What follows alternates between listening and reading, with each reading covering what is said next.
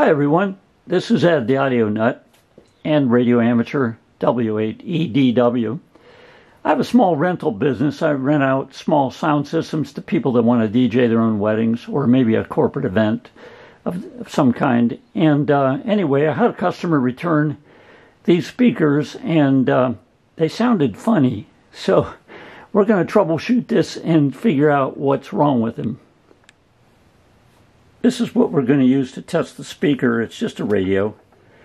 I bought it a few years ago and then I just modded it. I hooked up a Speak-On connector here on the end. I put that in there so that I could plug on Speak-On cables to test out speakers. So that's what I'm going to do, and we'll see what kind of a sound we get out of this speaker. I got the radio wired in to the speaker, so let's test it and see what we get. Hawkinson from Detroit last year, so he pops into the mix. Cousins is there. Notice anything funny about the sound? There's a ceiling to it. Do you think he comes Got off lots better? of highs, but not anything in the mid-range or lows. Yes. So that tells me probably it's a crossover problem, or more than likely the woofer has been blown. Mariota. Yeah. So I'm going to tear into the cabinet and we'll start troubleshooting. So I've torn into these cabinets a number of times, so I know how they come apart. And on this one, it's not too difficult. There's a screw in each corner here in the grill. And then you just take that out. And then in the inside, luckily the speaker bolts in from the front. So it's pretty easy to get that out as well. So that's what I'm going to do. I'm going to work on taking that apart.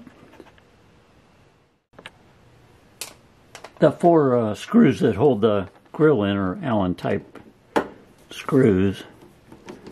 And pretty easy to get out. They have a big thread on them, so they come out pretty fast.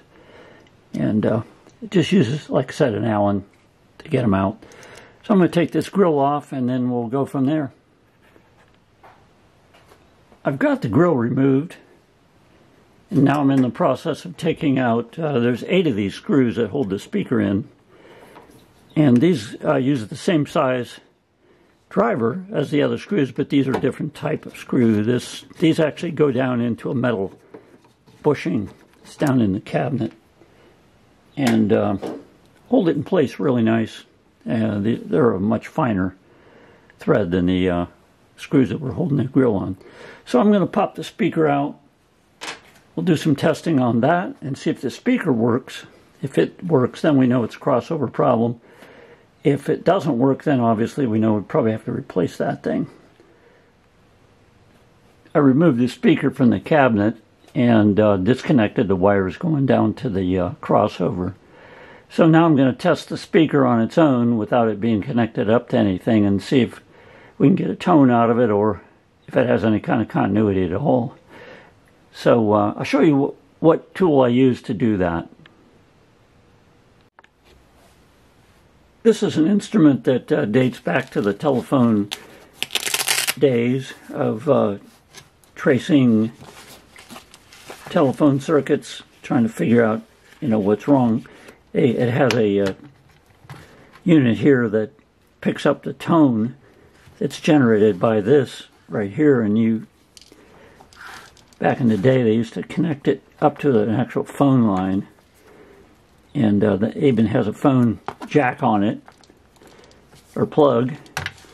But the thing that I use most of the time is this end of it here that has clips on it, and you can actually clip this onto a line that you're trying to check, or in this case our speaker. So it should create a tone, and what you do is you connect on to the terminals of the speaker, and then this thing here, I'm going to let it get in focus a little bit, has a selector on it. You can select tone, you can select continuity and that kind of thing on it. In this case we're going to turn it on to tone. And then to check and make sure that the battery is good in it and all that, what I usually do is I'll take this end of it and check the line. This is what you should hear.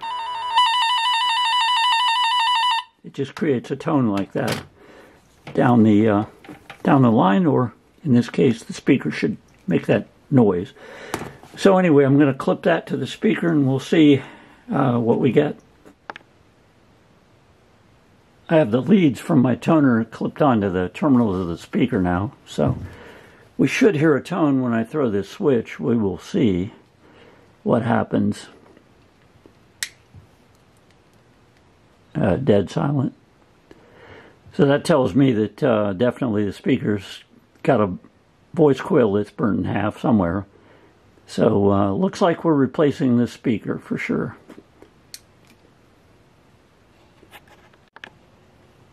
I took the speaker out. You can see the inside of the cabinet. You notice the upgrade I did on the crossover. If you watched another video that I have, I explained how I did that. But it's a much heavier crossover, and crossover point is a little better, a little clearer. And but one thing I noticed about the cabinet, and I thought about this, is because the cabinet doesn't have any dampening in it, in other words, it's all hard surfaces in there, the sound's going to bounce around in there and resonate and have standing waves. And what you don't want that, because really you don't want the cabinet to resonate at one particular frequency better than others. So the way you combat that is that you put something soft in the cabinet. And in this case, I looked up sound cabinet blankets and stuff, and it was so expensive.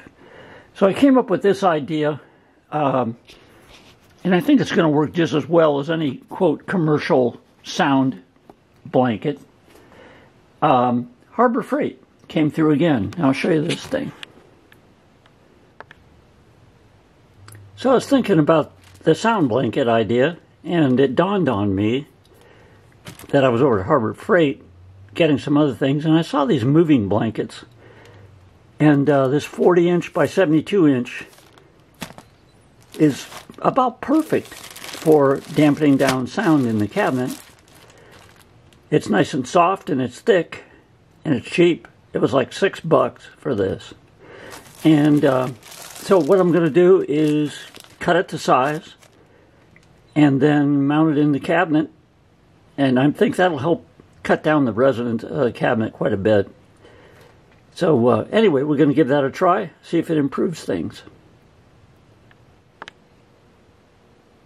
I was able to mount the sound blanket in there using zip ties, and I found some posts in there that I could zip tie to, so I just poked holes in the side of the blanket and put it over the post, and then I zip tied it on so it won't move around. So anyway, I think that'll work pretty good. We'll see if it makes a difference in the tone. So next thing is, I got the new speakers in. I'm going to test them before I put them in there. Here's a new speaker fresh out of the box. I want to test it though before I put it in the cabinet and hook all the cabinet grill back on and all that stuff, and then have the thing be defective from the factory. So I always check them out before I put them in. And I hooked my toner up. So let's give it a check and see if, yep, it works. Great. That's what we want. So now it's just a matter of mounting that back in, putting the grill on. We should be good to go. Speaker's hooked in and ready to test before I put the grill back on it. So we're going to hook it up to the radio, which isn't the, the highest fidelity, but it can tell whether I've got lows. Here we go.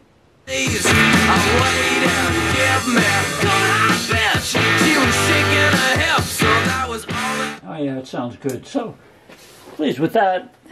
That's speaker number 1. I got to put the grill back on it and do the other one, because they're identical as far as the speakers are blown in both. So, anyway, thanks for watching this. Appreciate you guys hanging in with me.